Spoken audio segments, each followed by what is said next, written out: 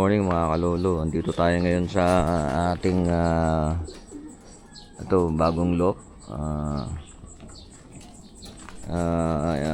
Kagabi kasi nagbakuna. So yung isa sa preparation natin is yung nilalagay lang natin sila sa T-box.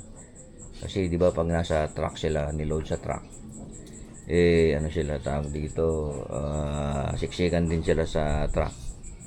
So dapat sinasanay din natin sila na matulog sa T-box para lang nasa-simulate natin yung pag nasa truck sila. Siyempre crowded, tabi-tabi sila ron. Hindi sila masyadong ma-stress kung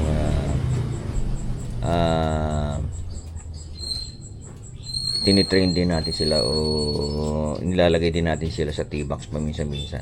Ako kasi bago ako mag-toss, pag nagse-self-toss ako, nilalagay ko sila sa T-box magdamag, tapos itutos ko sila sa umaga. So ngayon itutos natin sila. Dito ko sila itutos. Tutos natin sila. Ayan. Dito bubuksan natin yung gate dito. Si bukid dyan. So ayan, off ko muna, iset ko lang yung camera ko.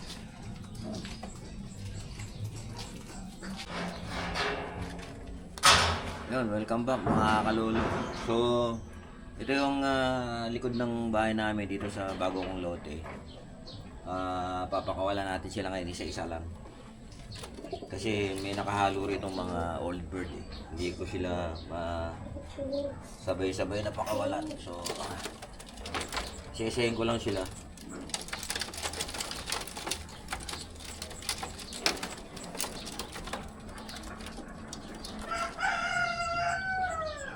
Ito mga kalolo.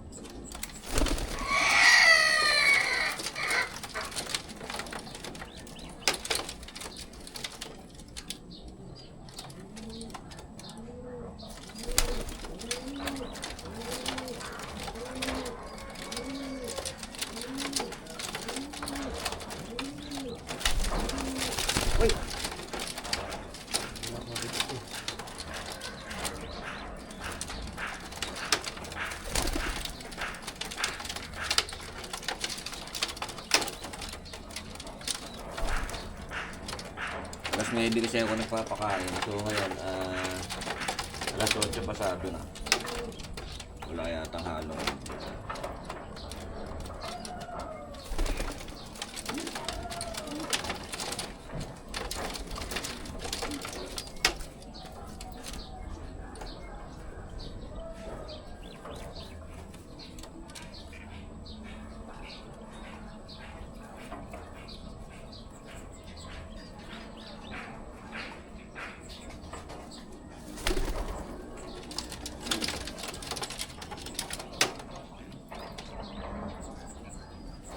Yung pan-summer ko sana hindi na nailaro kasi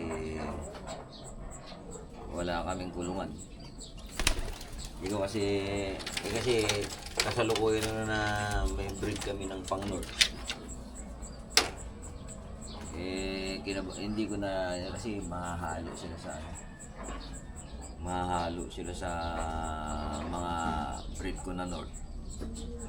Kasi yung summer bird pala kailangan nakahiwalay din ng kulungan, kasi kung mahahalo sila ron sa north bird ko, baka magkasakit yung mga north bird ko, yung mga to. Kaya hindi ko sila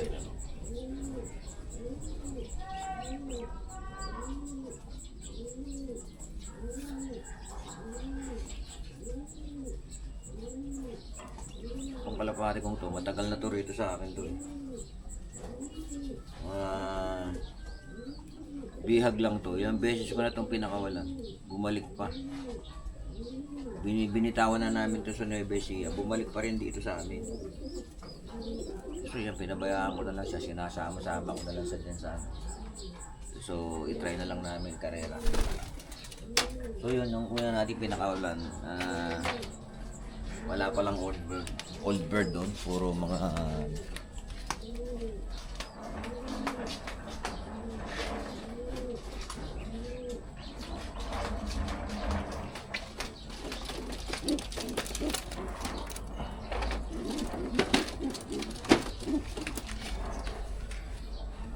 Magtanim ka ng okra. Ay.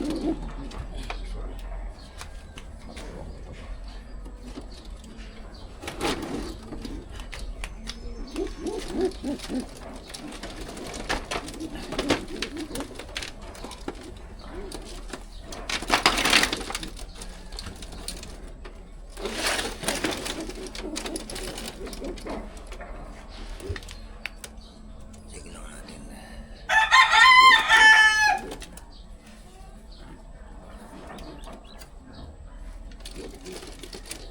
34 pe kasama yung old bird. Hindi ko alam kung ilan yung old bird.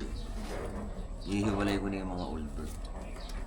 Kung natatandaan nyo sa vlog ko, meron ako mga pinutulan ng ano. Pinutulan ng pakpak. Tapos binaratuloyin ako sila sa salo. Wala, hindi rin natuto. Ihiwalay ko na lang. Balik ko na lang sila sa stock. Itong mga pinapakawalan ko puro pang north, ano to, pang north derby sa NHPC. NHPC yung club na sinalihan natin. Doon tayo nagbibitaw sa NHPC.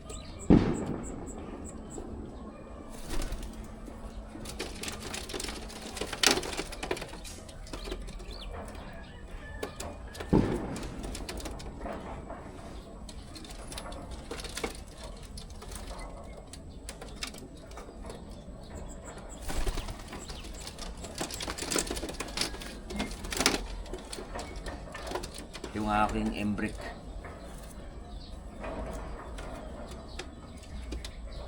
Medyo nagulo yung mga balahibo nila kasi dito 10 to 12 capacity to eh. 11 sila dyan.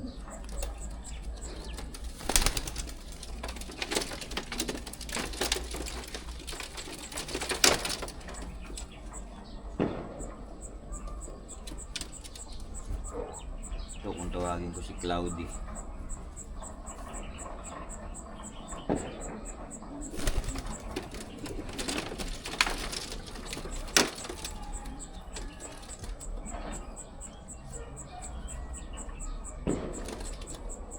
Ito yung mga commercial ring ko. Pero kung mga commercial ring, hindi ko sila sinuksukan ng ano. Ano sana pang OOLR namin. So hindi rin kami natuloy.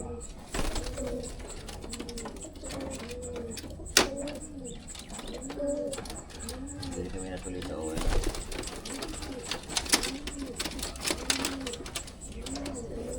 Pero next year kung makakachempo tayo na makakachempo tayo na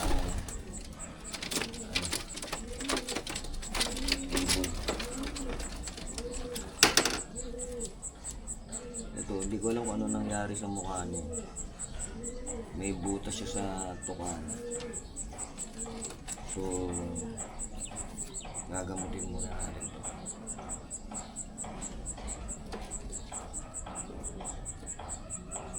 Gaano ko si kakalkaling ko kung baka may naiiwan.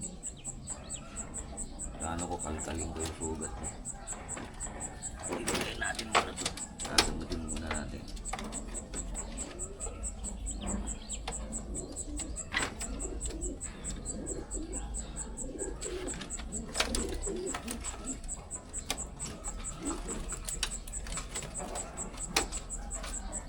So itong lote ko malapit lang dun sa ano, sa loft nila.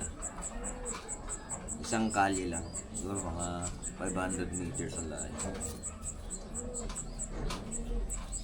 So kamukha ito old bird ito. Gagawin ko na lang ito. Balik ko na lang siya sa stock. So plano ko gawin ko rin siya ano. Kasi nakapagpahinga na siya. Gawin ko ano.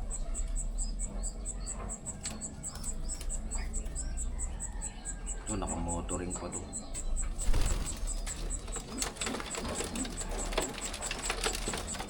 Yung mga old bird dito, kamukha nito. Balik ko na lang to sa stock.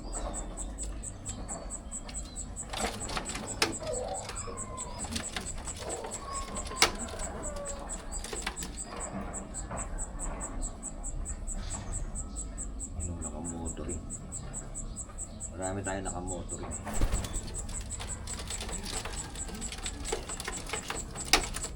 Hindi ko alam ang kulay. Parang dan ba to? O sabi ng isang kakilala ko, ano daw ito?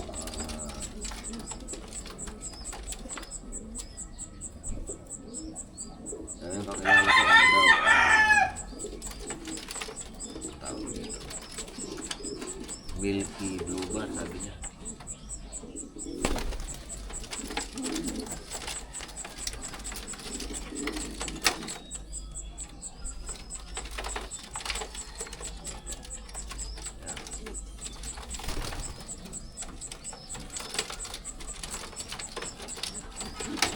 Old bird din to. Old bird.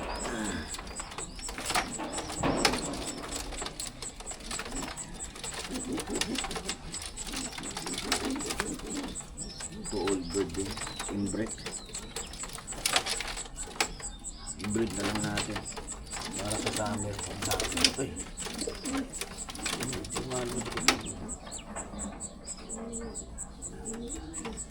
So nagkandawala pala yung mga ano, apat lang yung old bird ko dito.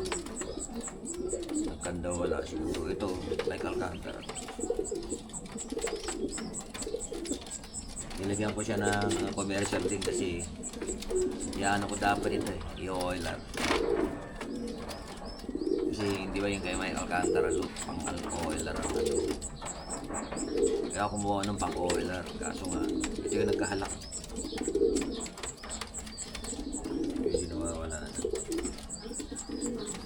Kahalak ito. Ano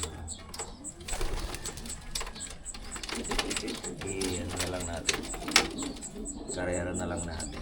So, naka-motoring din to. Marami yung naka-motoring natin.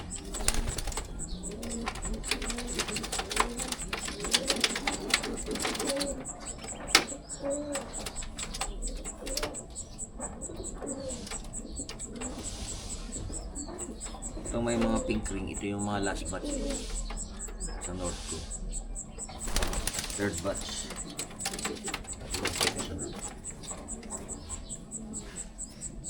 So marami pa akong mga yan, mga yung hindi nagkanda mata yun. Dali ng mga pulo. Galit kasi ako ng breeding. Ito naghahabol pa nga ako ng south eh. So yun, lessons learned. Sa susunod, agahan natin mag-breed. Siguro October pa lang mag-breed na tayo. Pagkalugo ng mga kalapate, mag-breed na tayo. So yun, dinira lang natin yung mga old bird. Tsaka yung isang may sugat sa bunga. Dilinisin ko siya mamaya. So yun mga kalolo, yan yung mga pinakunahan nating kalapati kagabi. Pinatulong natin sila sa T-Box kasi isa yung sa mga training nila para sanay sila makipagsiksikan pagdating nila sa truck. Pinost naman natin sila ngayon dito. Pero malapit lang to dun sa loob ko. Ano to eh,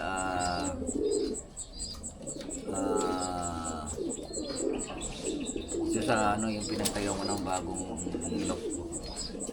So ngayon magpapakain ako ng kalapati. Papakainin ko yung mga south bird naman. Yung mga yun, yung mga pinakaulang ko, mamaya ako papakainin yung mga 9. So yun. Maraming salamat sa panonood mga kalolo. Bye bye.